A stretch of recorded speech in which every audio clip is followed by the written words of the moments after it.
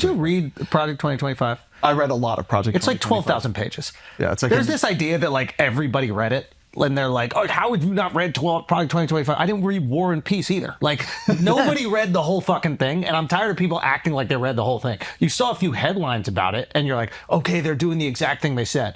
But it's just like the Constitution. It's like none of us have read the entire Constitution. It's much shorter. The Constitution you can do in like an hour. Fair enough. Okay. But it is like, it's 12,000 pages. What have they done from Project 2025? I asked ChatGPT what it was. I already forgot. I forget everything. All right, Project 2025. So it's... I love that I get to do a Project 2025 explainer for the Flagrant audience. Project 2025, it's 800 some pages, I think, if I remember correctly. What happens is a Heritage Foundation, which is like a big right-wing think tank, brings together over 100 right-wing groups. And they're like, we're going to create the menu. We are going to create, like, it's not like one playbook, because actually a bunch of parts of 2025 contradict themselves. It isn't one thing. Yeah. That you could just like do the whole thing. But if you read it, one of the biggest things that it is about is the takeover of the administrative state. I will say right at the beginning, it also argues for banning porn, which they haven't done, right? Like there's a lot of things into there that you would not expect because it's also representing a lot of different factions. Have you been to Florida? It's partially Texas, right? The Heritage Foundation also making a bid for leadership. Right, showing that we're the people who bring everybody together, like we are the conveners of everything. But it is like it's a lot of right-wing policies of all different kinds. Some of again which contradict each other, some of which they've done, some of which they haven't. But the thing they did the most from it is Project 2025 is a vision of how to use the tools of the government and the leverage of the government to first break the bureaucracy and like the deep state or the administrative state, as it's like more often called in there, in order to have control of it. So it's consolidating power. It's consolidating power and then using a lot of that power against other elements of society to make them come into alignment with you. For example? Right?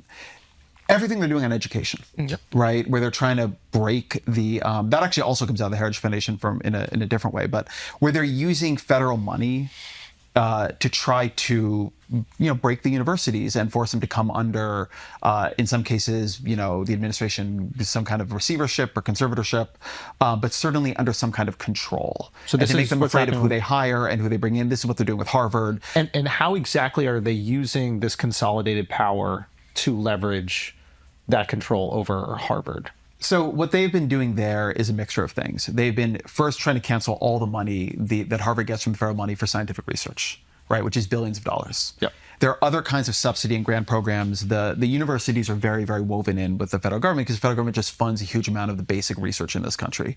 Then there's also the student loans. Obviously, some people go on student loans. They've been threatening accreditation. Right, the idea that you would have Harvard University not be an accredited university would probably break accreditation more than break Harvard, but nevertheless, they've been trying to do that. They took a run at making. Basically, Harvard, like a lot of universities, has a lot of foreign students. And they do this for different reasons, some because it's good to educate people from the whole world, but also those students pay a lot of money to be there, and they use that money to subsidize the American students. So it's, if you I think that's a very favorable look at it. No, that's literally true. There's a $50 billion endowment, and you're telling me that they're using some Chinese kids' tuition to pay for some American kids? Why Harvard doesn't spend down their endowment is like its own question. And it's a worthwhile question, but it is just the case that and basically I went to UC, right? Like they have out-of-state students they use to subsidize the in-state students, right? We both went, right? You're welcome, okay? We were talking about this. All of you are welcome. They just do this. So if you go to Harvard and you're like from a family, in Ohio who makes $75,000 a year, you're not paying tuition. Right.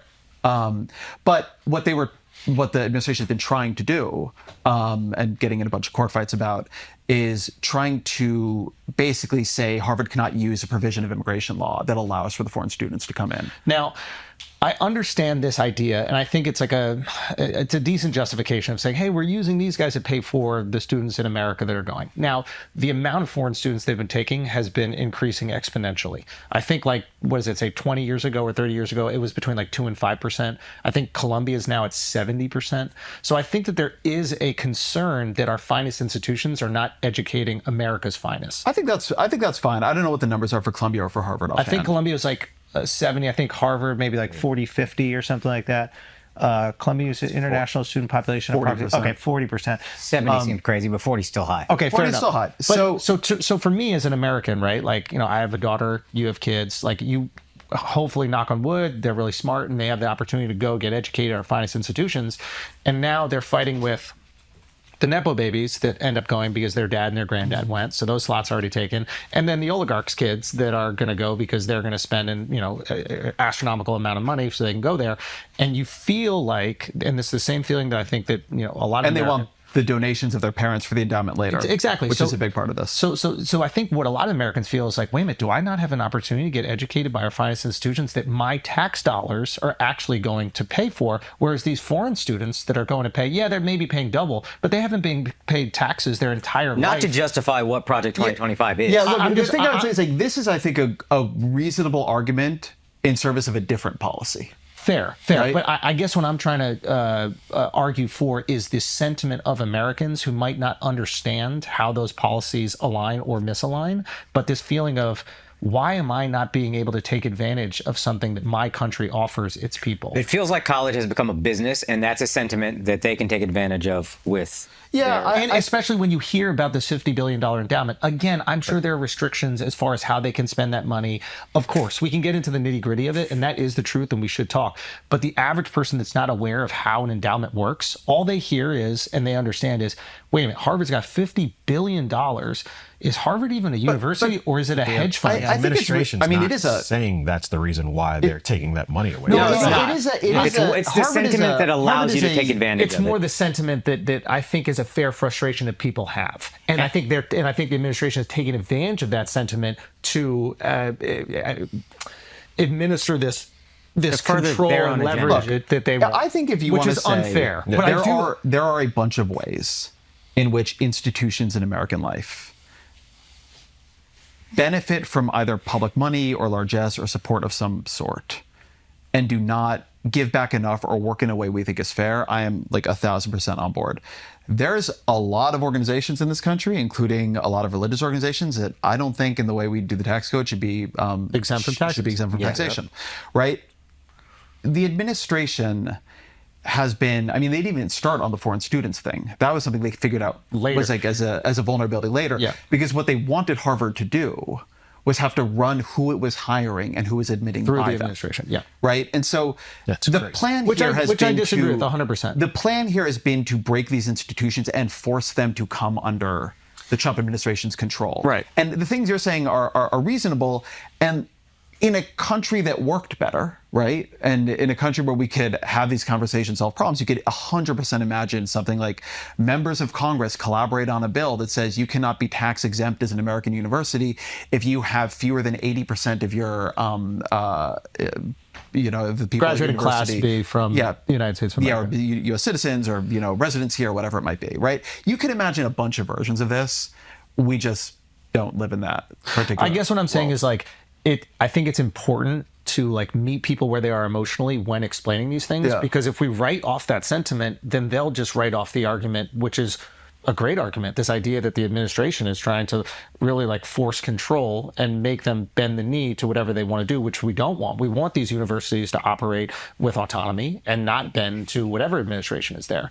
But at the same time, there are legit concerns about these institutions that have so ungodly amounts of money and seemingly are not looking out for the best interests of American students. I think It's almost like White Lives Matter. It's like we're talking about Black Lives Matter right now, and you're like, oh, but White Lives Matter too. Yeah. And I'm like, I understand you should acknowledge it, but it's like, if that's not what the administration is targeting or the reason why they're targeting, like, why even discuss that? Well, what you have to do is you have to at least go, hey, white lives do matter, dude. And you're 100% right about that. And when we say Black Lives Matter, we're not saying that white lives don't, because they do that matter and they're equally important. But here's this circumstance right here that we're trying to work on. And we'd love your help because your lives matter also.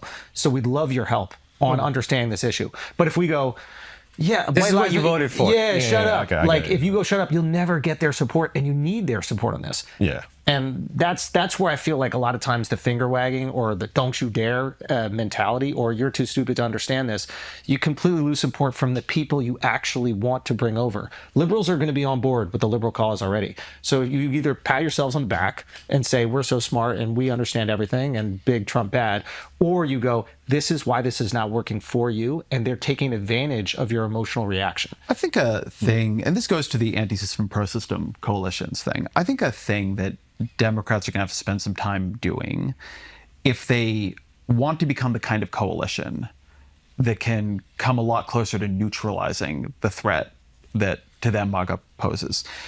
I think among Democrats, it's very easy to have a kind of conversation about what is wrong with the country. Like what's wrong with how much money rich people have versus poor people, like what's wrong with health insurance, right?